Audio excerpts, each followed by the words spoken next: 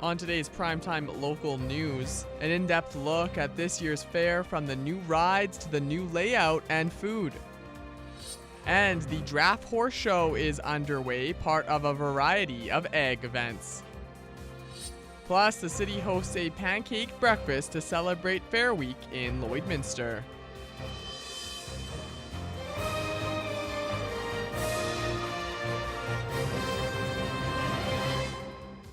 Prime time local news, serving the Lakeland and Midwest regions. I'm Jace Mackey. Good evening and welcome to Primetime Local News. The 2023 Lloyd X Fair officially kicked off yesterday and is still now packed full of people and high energy. Our very own Shelby Clark spent a couple of fun days there to check out the rides and see it all in action.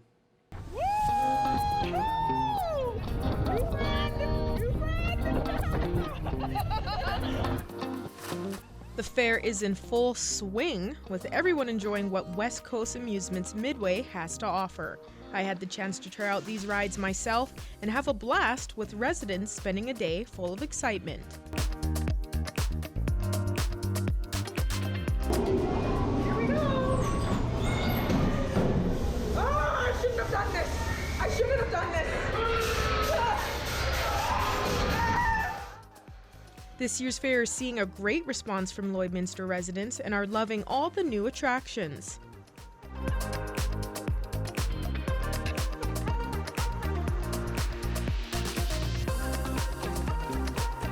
I would say come on down. It's an opportunity. It's once a year, great entertainment. And we got the chuck wagons, we got a beautiful midway, and yeah, what are you waiting for? Activities for kids and adults, the Lloyd X Fair has a little something for the whole family. The association is proud to see how strong the support has been since opening day and believes this annual event brings everyone in the community closer together.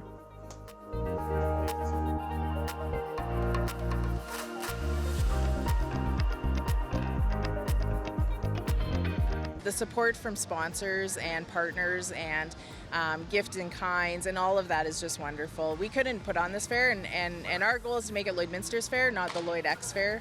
We want to make it all of Lloydminster's fair. So we're all proud of this fair, and I think we're well on our way.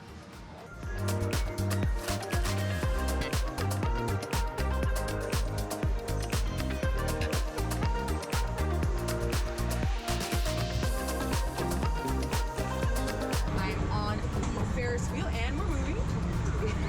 We're moving. It seems like everybody is having fun.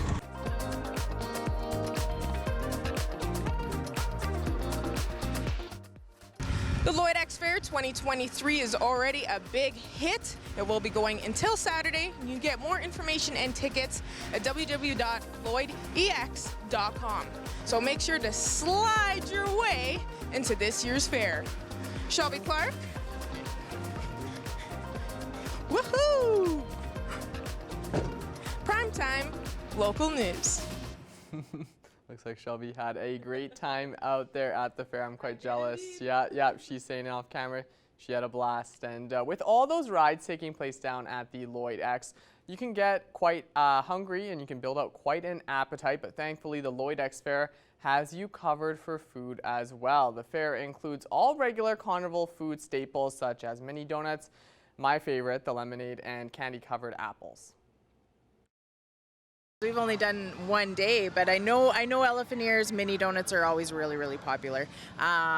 You know, the mini donut lineups yesterday were quite long, so that is something that is kind of just an annual traditional thing, and people really enjoy them. But again, everything, all the food is wonderful.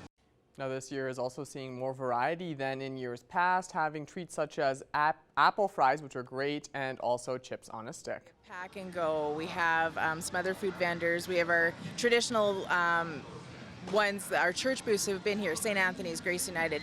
You know, Grace United is known for their pies. St. Anthony's is known for their cheeseburgers. So those old staples are still here, still on the ground, still being found, mixed in with our new food vendors that are here. Inside we have lots of food options as well at 3 different concessions inside. Now, the pancake breakfast that the city puts on every year to kick off the Lloyd X Fair took place this morning, which garnered a lot of attendees from the time it started to when it ended. It's really great. I appreciate all the support from the community that comes out to make this event worthwhile, and it's really for the community, and it's a great opportunity. We've seen people here from 7 o'clock this morning on, and they just keep coming, and it's just a steady flow, which is the way we'd like to see it. City Council uses the pancake breakfast as a way for community members to ask questions or express concerns to the members of council, while also coming together as one community. We see this as an opportunity every year to bring the community together for a gathering. Everybody gets together and has a meal and kind of kicks off the fair, like I mentioned. And it's as well, it's a great chance for our administration and councillors to meet directly with people, have conversations, share coffee, talk about things that are happening in the community, things that are happening here at City Hall. So yeah, it's a great opportunity for our council, our administration to connect with the community. It's very important for City Council to be out and about in the community and getting members together through different events like the Pancake Breakfast, and they plan to continue to do so. This council and previous council were very adamant about getting out and making sure people saw us, were able to reach out to us and communicate. So I think this is just another opportunity. We'll be doing pancakes again August 7th at Heritage Day over at Weaver Park. So we'll continue to be around. The Lloyd X Fair is still going on now until Saturday, the 15th.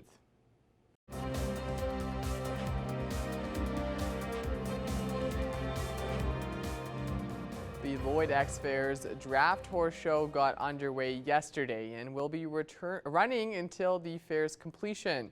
Our Thomas Wildman has more on the event. Here at Halstead Downs, instead of thoroughbreds and chuck wagons, we saw Clydesdales and other heavy horses pulling various sizes of wagons and carts. So this afternoon we had our hitch classes. We had 5 classes. We started out with a 4. We went down to a unicorn, and then we had 3 cart classes. And throughout the rest of the week, we are going to have 6s, teams, more carts, just everything you could want in a hitch class. We're gonna do it over the rest of the week here. To finish out the day, there were junior classes, which featured youth who were as young as 15 driving the carts for a class. So junior classes are how our industry continues. It's teaching the young kids to not only drive at home, but also drive at shows with distractions, understanding the different parts of the shows and how they work, and just teaching them how to be able to handle horses when they're older. If you have any interest in draft horses, be sure to come and talk to the exhibitors at the Lloyd X Fair.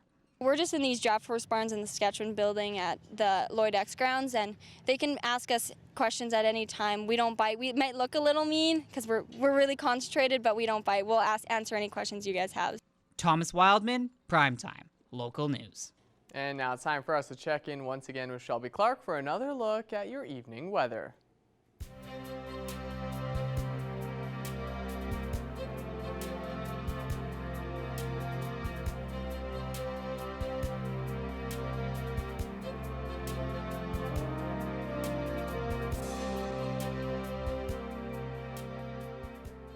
Thanks so much again there, Mr. Jace Mackey. Yes, now taking an extended look at your weather forecast. We'll be starting off with our central zone of the provinces. On the Alberta side, we are still sitting at those mid-20 temperatures in most of these areas, so we are still looking quite nice. 21 degrees, this seems to be probably the coolest condition we are seeing with Whitecourt and Edson. Then we start to slightly warm up from there. 22 down in Rocky Mountain House and Red Deer. Then we got 23 over in Jasper and up in Athabasca, and then Edmonton and Cold Lake are matching at 24 as they are looking at the warmest condition. Now going over to our Saskatchewan side here in our central zone, kind of to see what they're looking at. They are kind of looking slightly warmer compared to Alberta side. They are seeing more temperatures that are more in the middle of those 20s. 23 in Meadow Lake matching with us here in the border city, and then they start to warm up from there. Most are just sitting at 24 degrees, and over in Melfort now at 25 as they are seeing the nicest temperature. Now going over to our northern zone, they are looking quite cool. They have cooled down quite a bit compared to what they have been seeing earlier on in the week. They were kind of matching with us a little bit more in those mid-20s, but now they are back to those teen temperatures. 14 in Wollaston Lake, while the 16 in most spots. Then we are just reaching 17 down in Flin Flon, and then Losh and Buffalo Narrows didn't really get the memo, and they are still looking quite warm just at 24. And going back over to Alberta's side here, they are still looking quite warm as well, especially up in high level. They have been seeing some scorching temperatures temperatures for the past couple weeks. They're just sitting at 28, so they kind of had that heat warning in effect right now. We have 26 down in Peace River, as they are still looking quite warm, 23 and 24 in most spots, and then down in Grand Prairie, they are looking the coolest, just at 18 degrees. So they are now seeing just under that 20-degree mark. Now going over to our southern zone here, they are matching with us a little bit more in our central area, 26 in both Medicine Hat and Lethbridge, so they usually are seeing the warmest conditions in those two spots, but they have cooled down slightly. They were seeing closer to that 30-degree mark earlier on in the week, and now they are cooling down just slightly.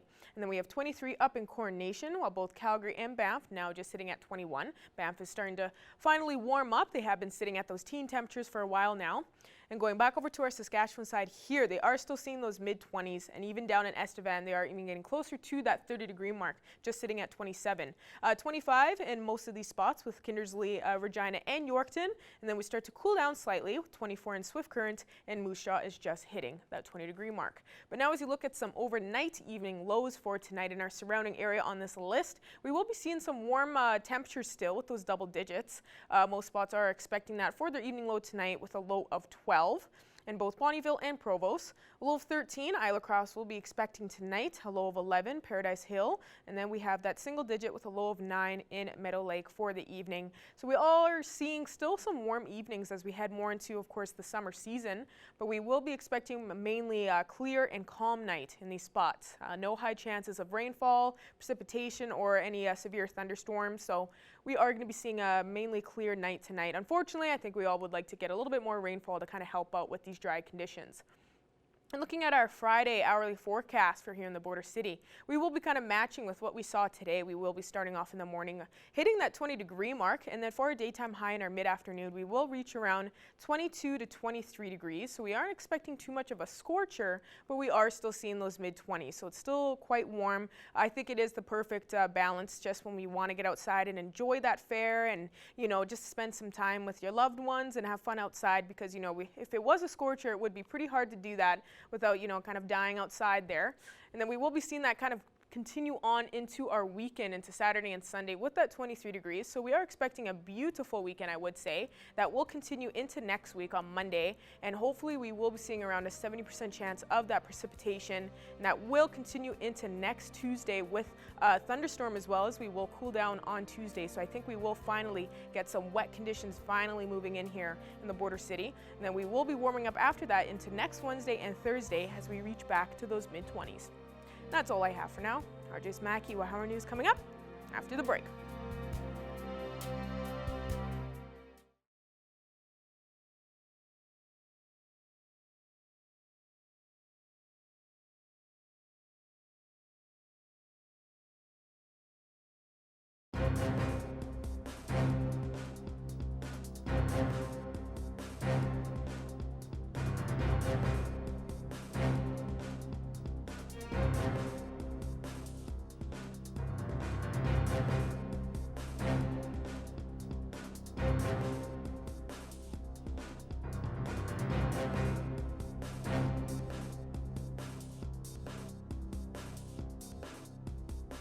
I'm joined today here in our primetime local news studio with Sasha Moise. She is a local resident who is going to be competing in the Miss of Canada 2023 pageant. It's so exciting to have you here talk with us today. Thanks. It's really nice to be here. Yeah, when I first found out about we had someone from Lloydminster that was going to be representing this community in this pageant, I thought it was exciting, and I think a lot of people in the community thought it was exciting as well. Just starting off, maybe I'll get you just to talk a little bit about yourself. I know you're an Indigenous woman. You're kind of new to this community as well. You moved here a number of years ago. Yeah, I moved here in October 2021. I did live here and attend the Lloyd Comp in grade 10, so that's kind of what drew me to come back.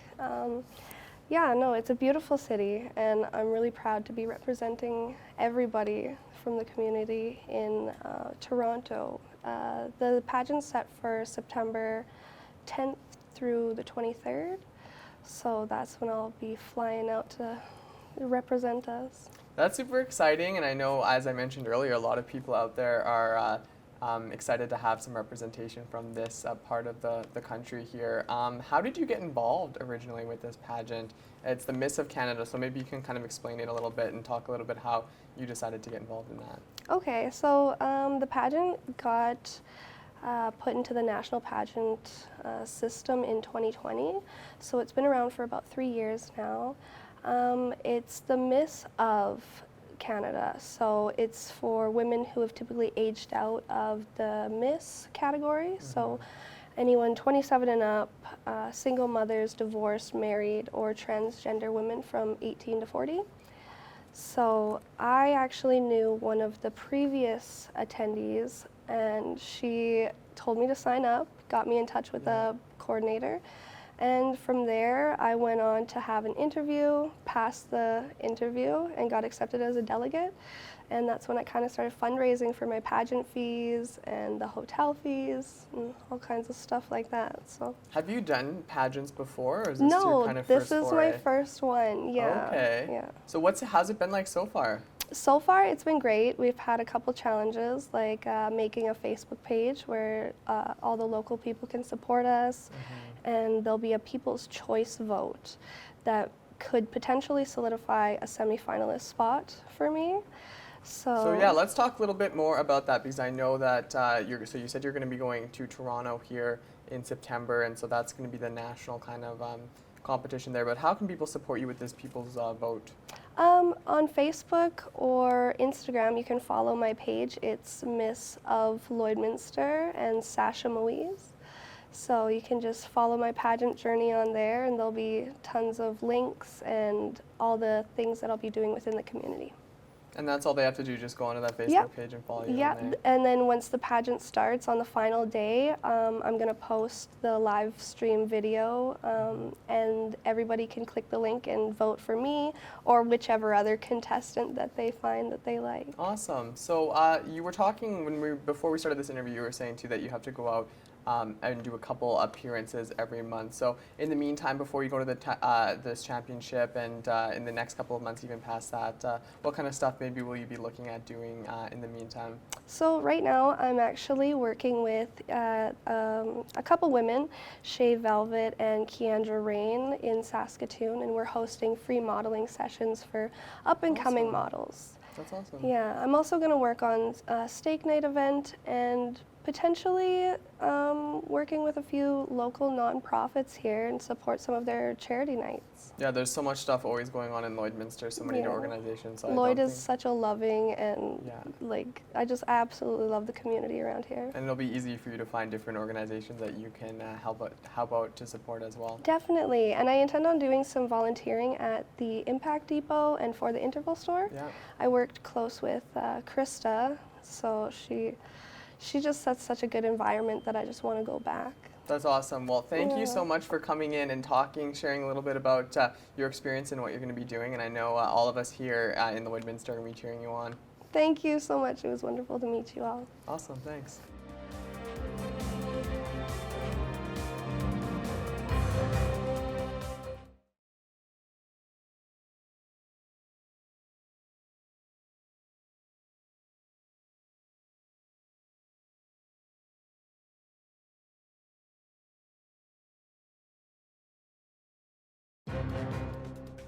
Furniture set and design supplied by Furniture Gallery, downtown Lloydminster.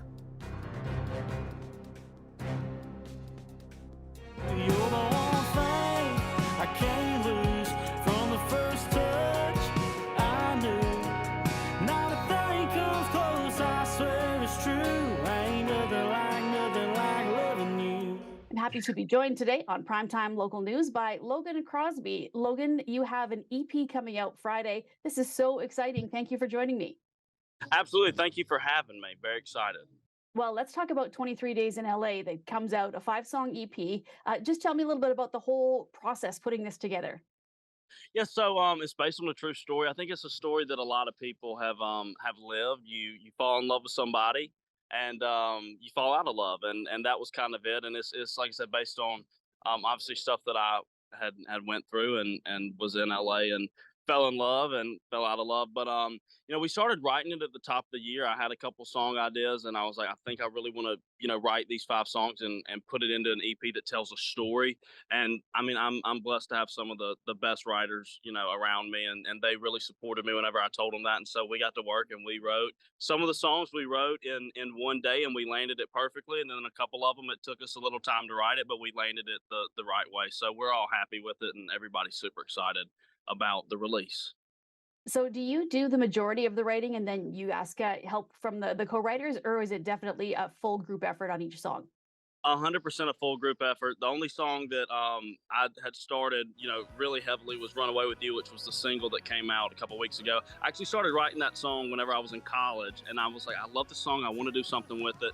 And I sat down with Billy Dawson and Chase McDaniel, who were the co-writers on it, and I was like, all right, guys, we gotta do this. And we tweaked some things, and it ended up being perfect. But no, it's definitely a group effort. I mean, I'm usually the worst songwriter in the room, which is what I tell people, and I joke. I was like, but that's a good place to be. But I have some awesome people that wrote on the project: Jonathan Singleton, Allison Velch Cruz, Mark Holman, just to name a few of them. But they were all great. We've seen a bit of a trailer video for 23 Days in LA, and it's got a little bit of each story. Will there be individual videos coming out from each song as well, or is that way too much to commit to? So there won't be like music videos for each song, which would obviously I would have loved to do, but it was like, look, this is a really cool way to do a promo and kind of promote the entire thing. And we have reels and TikToks and YouTube shorts and whatnot and visualizers that are going up kind of with all that content. But no, not any individual music videos. I'd love to do one or two, but we'll see where that goes. Now, you were on tour with Megan Moroney for a little bit. Logan, do you see yourself doing a full tour with just yourself as the headlining act? I would love to. That's definitely the goal. I mean, that's something that I'd love to do. Hopefully at the top of next year. Megan's been great to me. She's awesome. I mean, and she's an absolute superstar. And she took me out on tour in the fall, or sorry, in the spring, and now she's going to take me out again in the fall on a bunch of dates. So I'll be out on tour with her most of September and October. Maybe next year, early next year, we'll start headlining some stuff and get into some markets and go play some shows in places that I haven't been to and kind of build fan bases around there. But that's definitely the goal. But like I said, Megan's been awesome. She has been just an absolute, just somebody that I can talk to about just about anything. And she'll give you her honest advice, but she's been awesome to me. Are your songs getting fairly good rotation on country radio? And have you been able to cross over to some other formats as well?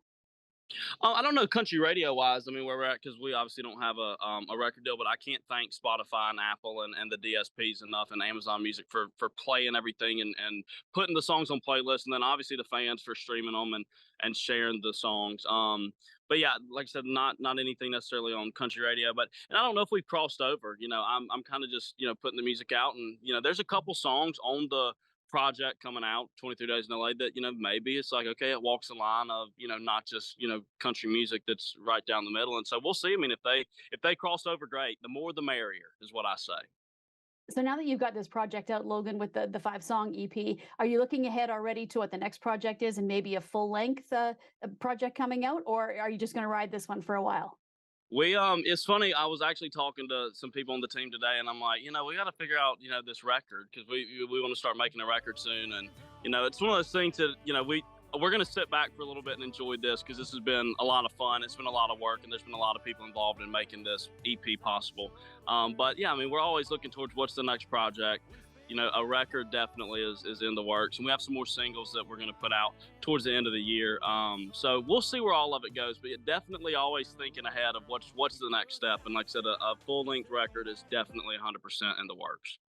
Logan, I just want to ask you too about the new season of Claim to Fame. Obviously, you were on the first season and made it right to almost the very end. Have you had a chance to watch this season? And if so, what are you thinking about the gameplay? I have watched every episode. It's been great. I mean, there's been some moments that I was not expecting.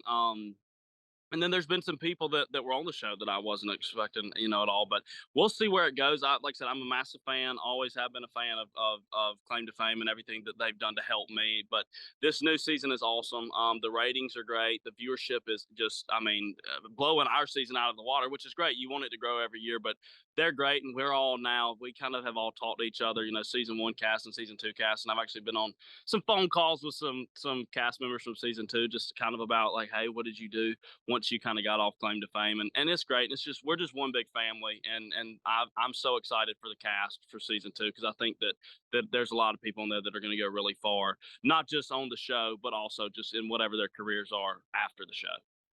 So Logan, what's next for you now? I know obviously you've got talked about the album, and are you looking way ahead into the future, or are you just trying to live things day by day and just take things one day at a time? I think you always kind of look, really far ahead. I mean, you can't. I think everybody kind of has to. We kind of look every day 25 years ahead. Where do we want it to be then? But right now it's kind of day by day. I mean, I'm sitting out here. We're actually at rehearsals right now for a show that we have tomorrow and some shows we have next week. We're opening up for Midland at the Orange County Fair in California. So we're rehearsing for all that. So it's kind of a mix of. We're gonna focus this morning on what we have next week, and then we're gonna focus kind of in the afternoon about the project, and then I'm sure at some point tonight I'll text somebody about a song that I want to put on my record. So I mean, it's kind of all over the place, but that's the fun of it. All right, Logan. Well, thank you so much for joining me. And if people are looking for your music, what is the best place to get it all in one place? Spotify, Apple, Amazon, they all have my music. Any place that has music, it's there. YouTube, and then like I said, social media. Always am posting and kind of updating people on what my next steps are. So, like I said, Logan Crosby on all that. All right. Well, thank you, Logan, for joining me, and hopefully we'll see you in Canada sometime. We'd love to have you up here performing. I would love to come up. All right. Thanks so much, Logan. Thank you. Ending off with another quick look at your 7-day forecast. Be prepared, we will be seeing another beautiful day tomorrow for our Friday, 23. That will continue into the weekend on Saturday and Sunday with a mixture of some sun and clouds. So please make sure to get out there and enjoy this year's fair. It will be a blast, and you have until Saturday, so make sure to get out there with your friends and family. And then after that, as we head into next week, we will be starting off still warm with 23 on Monday, but also seeing a high chance of some precipitation. Hopefully we will be getting some rainfall, because next Tuesday we have a high chance of some strong morning thunderstorms. So hopefully we will be getting a little bit more wet conditions to help with these dry ones, and we'll start to warm it up again next Wednesday and Thursday. Amazing. Thank you so much for that, Shelby, and thank you all for joining us on this edition of Primetime Local News. Have a great night, and we'll be back here again tomorrow.